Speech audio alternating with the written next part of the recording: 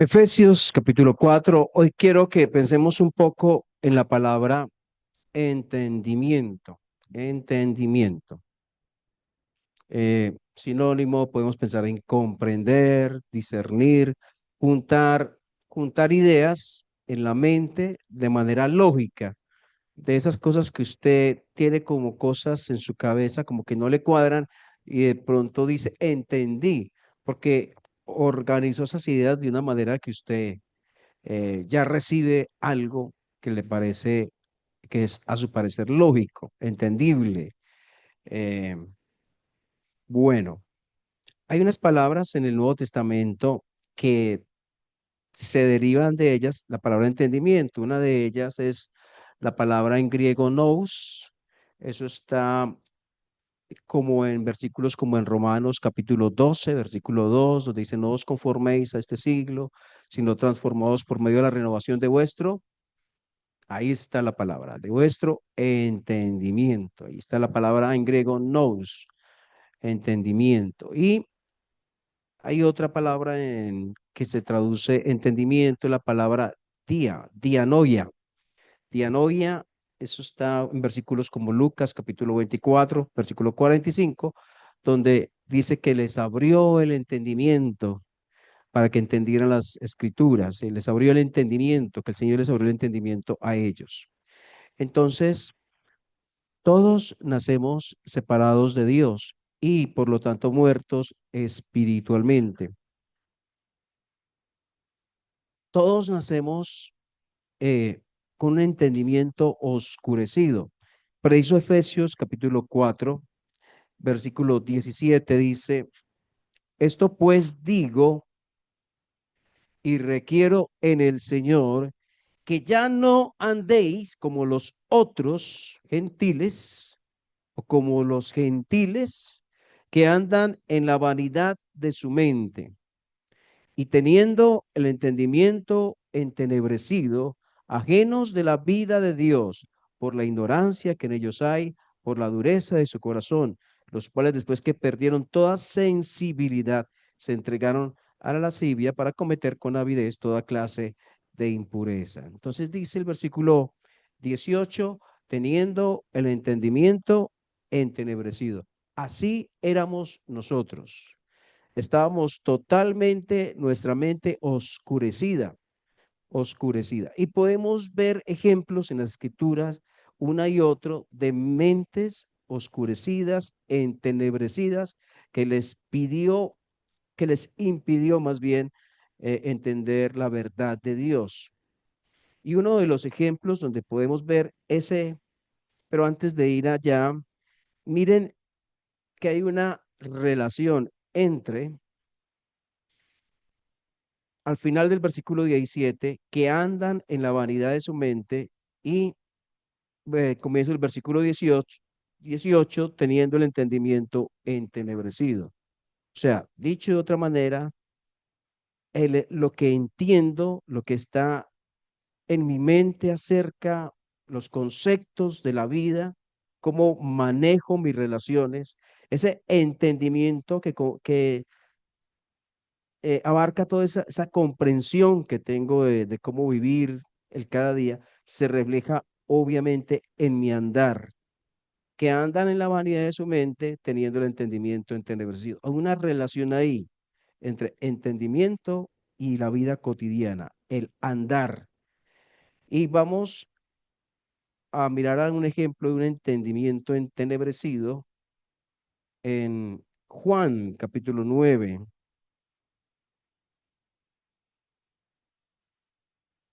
Juan capítulo 9.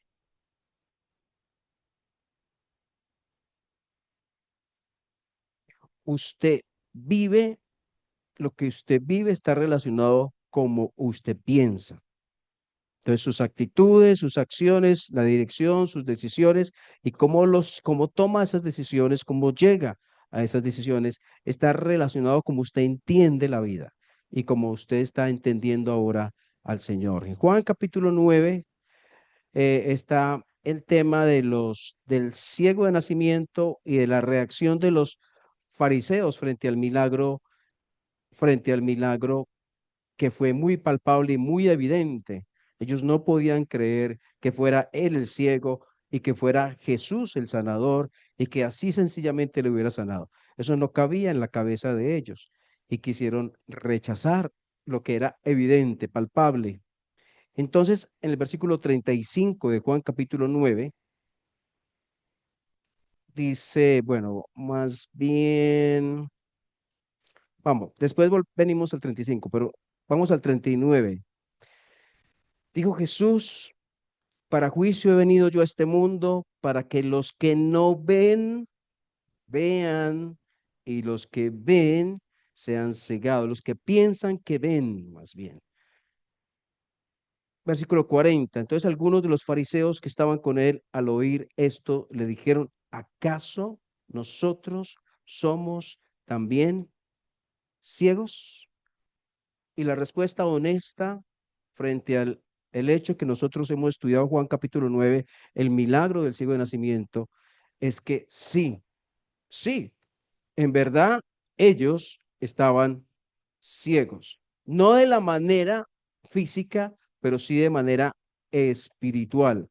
Había una ceguera que les impedía, estaba delante de ellos el Salvador, estaba delante de ellos Dios mismo manifestado en carne y era imposible para ellos entender que Él era. Y otros le reconocieron como tal, pero para ellos era imposible. Para ellos era aquel hombre, ese hombre eh, engañador, bueno, lo que sea, pero no el Mesías. Ellos realmente estaban ciegos. Nosotros antes de tener el encuentro con el Señor, tal vez alguien nos habló del Evangelio. Tal vez leímos un versículo de la palabra de Dios y no entendíamos nada, absolutamente nada. Y lo que nos hablaban de Jesús no entendíamos la relación con nuestra vida. Había una completa ceguera.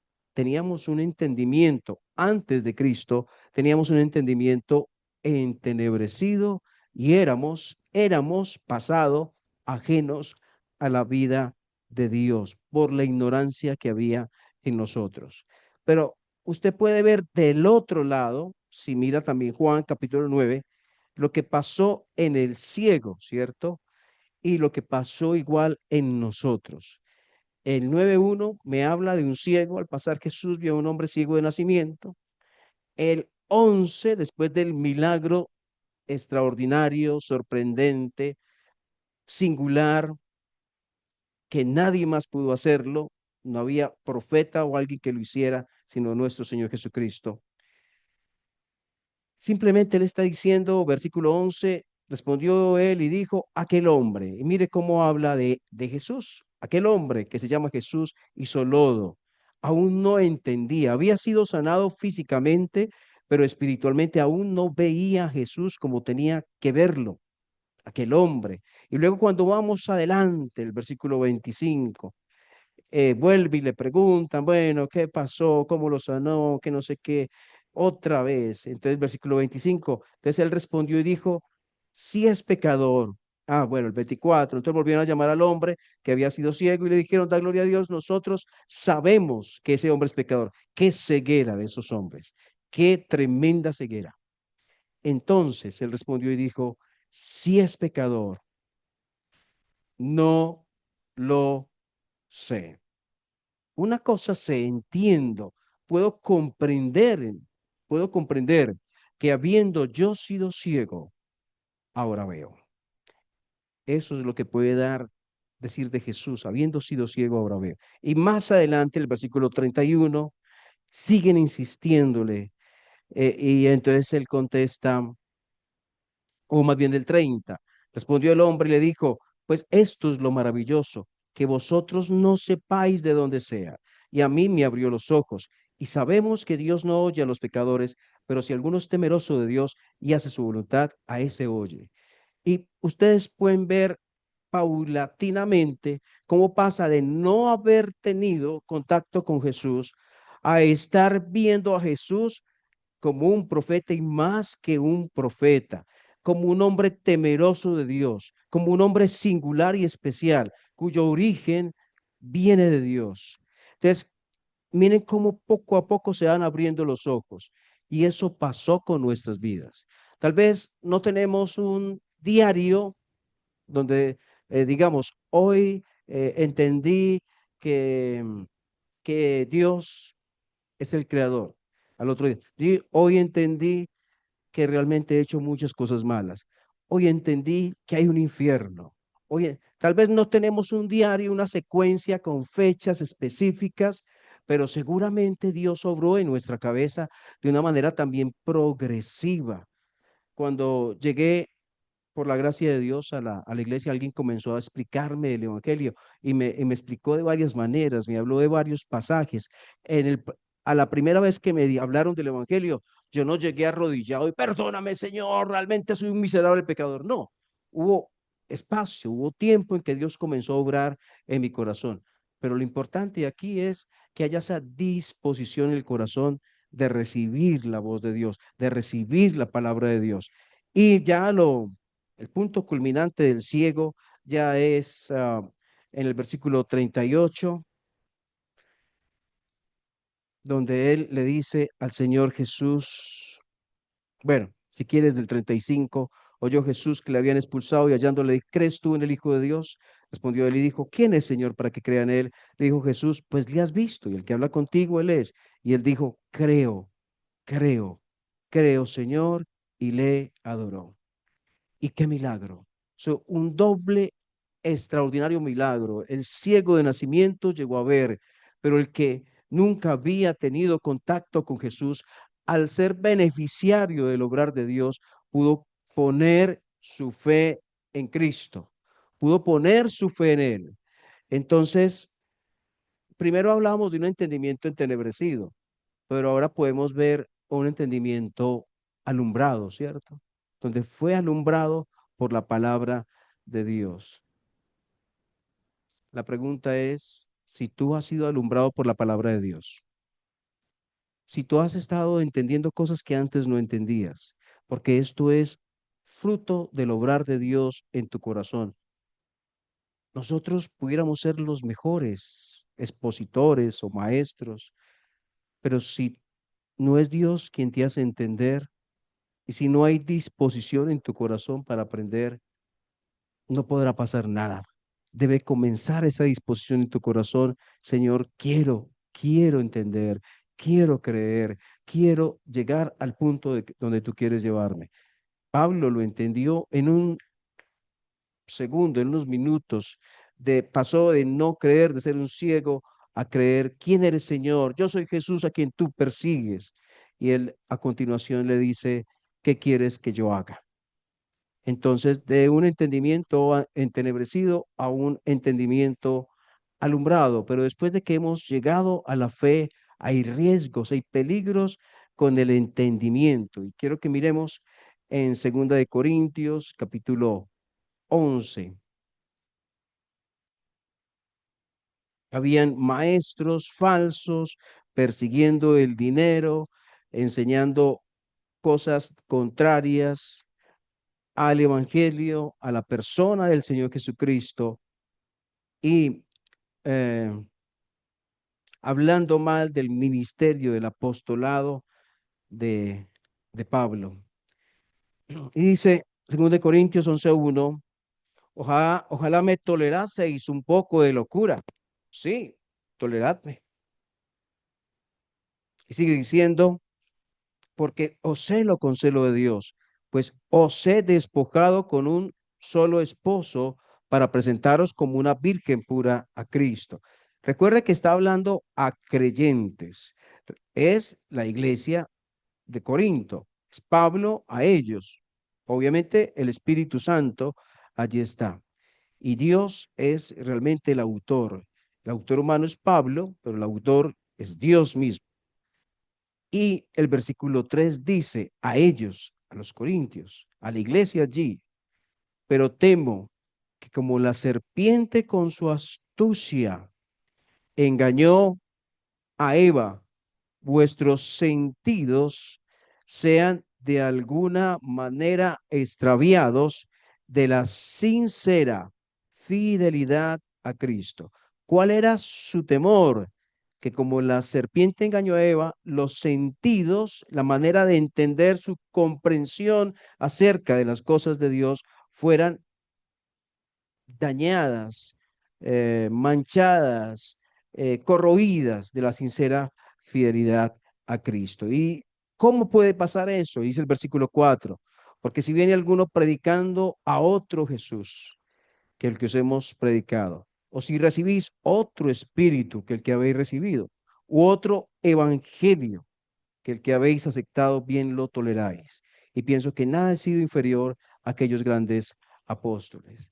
Entonces, hay enseñanza hoy diseminada en medio, muchos supuestamente cristianos, que hay que rechazar, que no debemos aceptar, que desdicen de la persona de Cristo y contradicen la esencia y naturaleza de gracia del Evangelio, la pureza del Evangelio de Dios. Y ese es el peligro, dice el versículo 3, pero temo, cuidado, que sus sentidos sean de alguna manera extraviados de la sincera fidelidad a Cristo.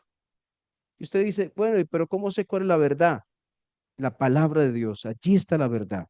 Y el que con sinceridad, honestidad delante de Dios, busca la verdad con una mente despejada y libre, busca honestamente, humillándose delante de Dios, la verdad en la palabra la va a encontrar. Dios se la muestra. Dios le puede colocar también la persona allí que Él quiere colocarle para que le ayude en ese caminar, en ese comenzar en el caminar de la vida cristiana. Pero luego ya tenemos un entendimiento entenebrecido, un entendimiento alumbrado, los peligros de que se desvíe ese entendimiento a terrenos que Dios no quiere que lleguemos, pero también tenemos una oración en Efesios capítulo 1. Efesios capítulo 1 dice, está hablando Pablo, recuerde que él está hablando de las bendiciones que tenemos en Cristo Jesús, de que tenemos redención por su sangre, el perdón de pecados, de que fuimos sellados con el Espíritu Santo cuando creímos, que es las arras de nuestra herencia. Y luego sigue diciendo, versículo 15, 1:15, por esta causa también yo, habiendo oído de vuestra fe en el Señor Jesús y de vuestro amor para con todos los santos, escuchen lo que dice, no ceso, no me canso, es algo constante. Dar gracias por vosotros, dice, haciendo memoria de vosotros en mis oraciones. ¿Cuál es la oración? ¿Cuál es el propósito? Dice el 17. ¿Para qué?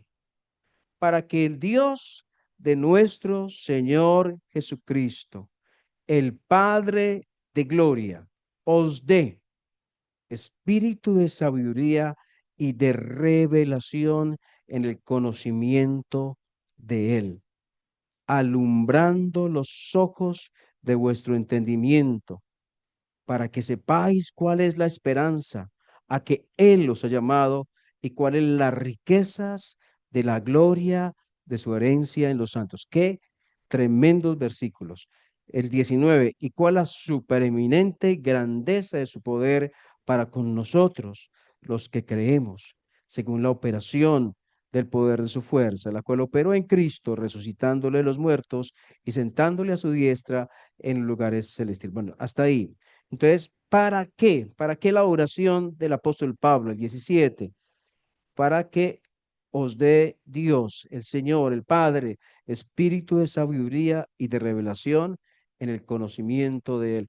¿Y qué es espíritu de sabiduría y de revelación en el conocimiento de Él? Es una disposición al conocimiento piadoso y la sabiduría que la mente es capaz de adquirir y aplicar.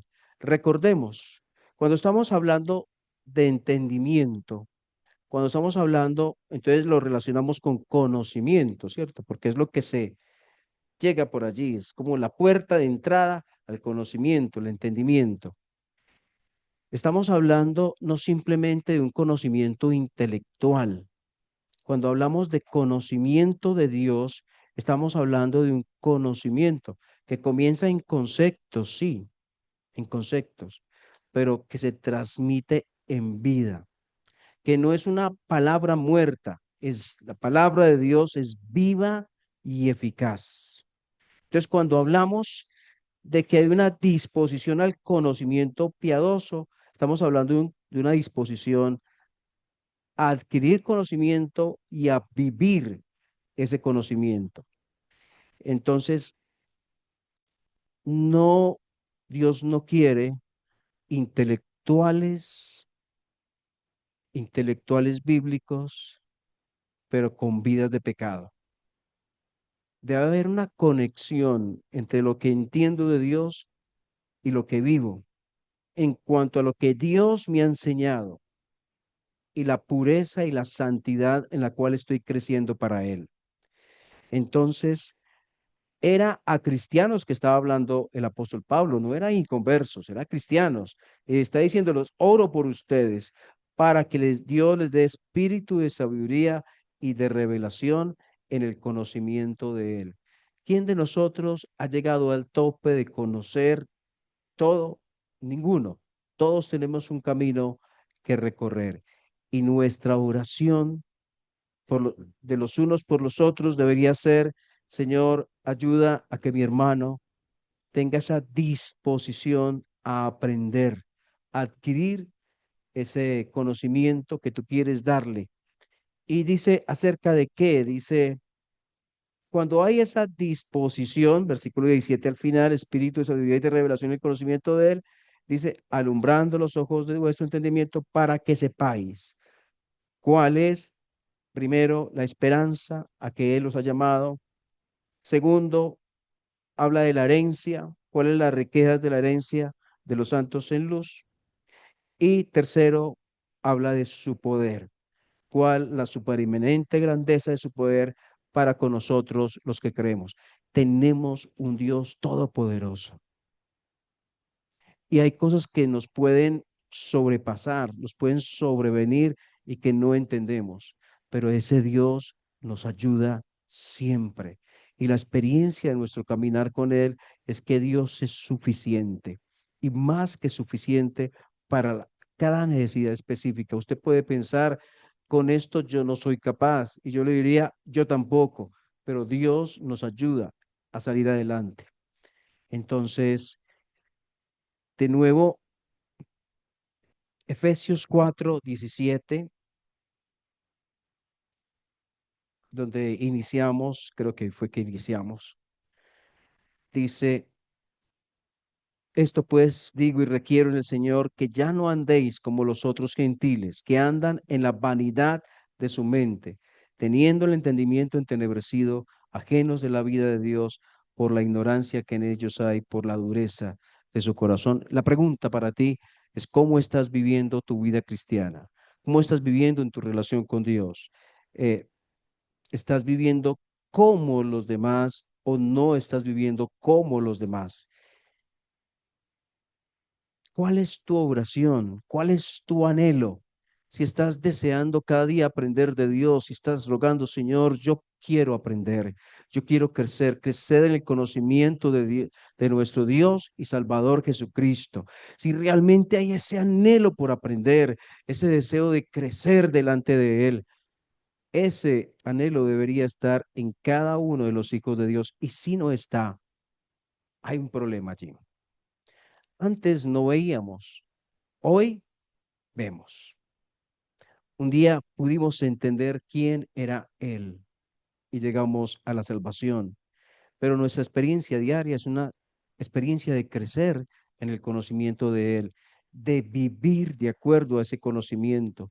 No debe haber un desfaz entre lo que entiendo de Dios y entre lo que vivo en Dios, en el Señor, entre lo que está entrando a mi cabeza acerca de Dios y lo que estoy llevando a mi vida, estoy permitiendo vivir con respecto a ese conocimiento.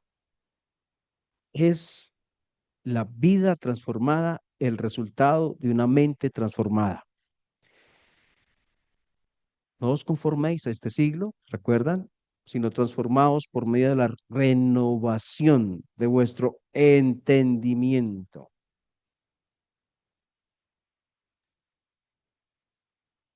Señor, te damos gracias por esta reflexión de tu palabra y queremos pedirte, Señor, no sabemos, no conocemos la mente de cada uno de los presentes y aún nuestra propia mente puede jugarnos una mala pasada, puede haber un autoengaño y queremos pedirte por aquello que entendemos de tu palabra, por aquello que entendemos de Dios, del Señor Jesucristo, por aquello que entendemos acerca de la salvación, de la santidad o la pureza, por aquello que entendemos de diferentes cosas, porque pases, Señor, el filtro de tu palabra sobre cada una de las cosas que están en nuestra mente,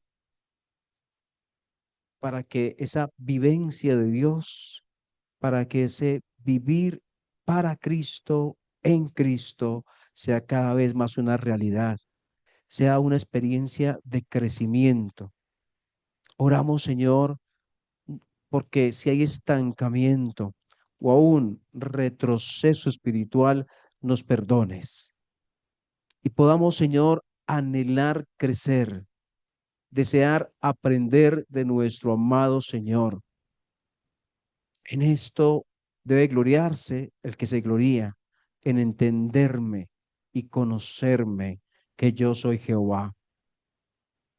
Señor, cuántas de las cosas que pueden haber en nuestro entendimiento, en nuestra mente, en nuestra cabeza, está tan contraria a lo que tú eres o enseñas. Ayúdanos, Señor. Y gracias por tu palabra. Oramos, Señor, por cada hermano y hermana, porque haya esa disposición, ese espíritu de sabiduría y de revelación en el conocimiento de Él, esa disposición en el corazón de aprender aquellas verdades que tú quieres escribir en nuestra vida.